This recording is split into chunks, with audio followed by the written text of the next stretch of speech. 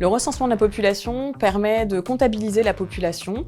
Ça se passe tous les 5 ans pour les petites communes, donc les communes de moins de 10 000 habitants, et tous les ans pour les grandes communes. Ces grandes communes recensent 8% de leur population tous les ans, les petites communes recensent 100% de leur population tous les 5 ans. Ça permet donc de connaître sa population, de la dénombrer, de connaître ses caractéristiques et de pouvoir prendre des décisions adaptées sur son territoire par rapport à cette population et à son évolution. En 2022, nous avons engagé 18 collectivités dans une première année d'expérimentation qui en compte 3. En 2023, nous avons réalisé le recensement pour 39 collectivités et nous allons entamer la dernière année d'expérimentation avec entre 100 et 150 communes participantes à l'expérimentation.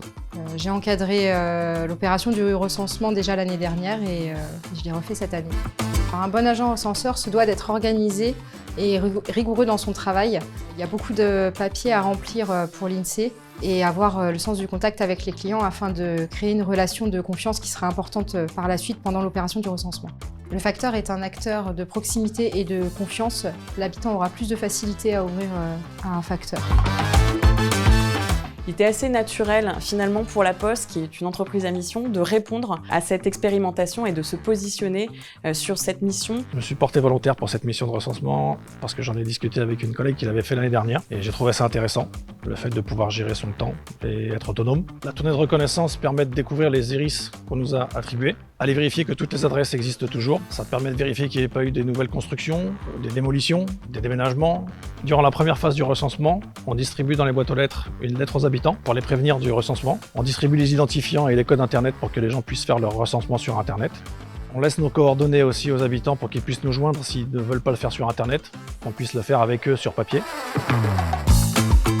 C'est une mission qui m'a paru utile parce que beaucoup de personnes ne savent pas que le recensement est obligatoire. À la fin du recensement, il y a un petit climat de compétition qui s'est installé. On essayait tous d'atteindre les 100%. L'équipe de Sartreville a atteint un score de 94%, dont on est plutôt fiers. Cette expérience m'a permis d'acquérir une certaine assurance suite au rôle de manager que j'ai pu avoir pendant le recensement. Je compte me porter volontaire pour encadrer la dernière année d'expérimentation, donc en 2024, sur le recensement. J'ai fait le recensement qu'une seule fois, mais je compte me porter volontaire déjà pour l'année prochaine. Ça a été un plaisir d'animer l'équipe des agents recenseurs. Il y a un certain lien qui s'est créé et des relations humaines aussi. Si vous avez envie de rejoindre l'aventure du recensement de la population avec nous, n'hésitez pas à vous porter volontaire et réaliser avec nous cette merveilleuse expérimentation.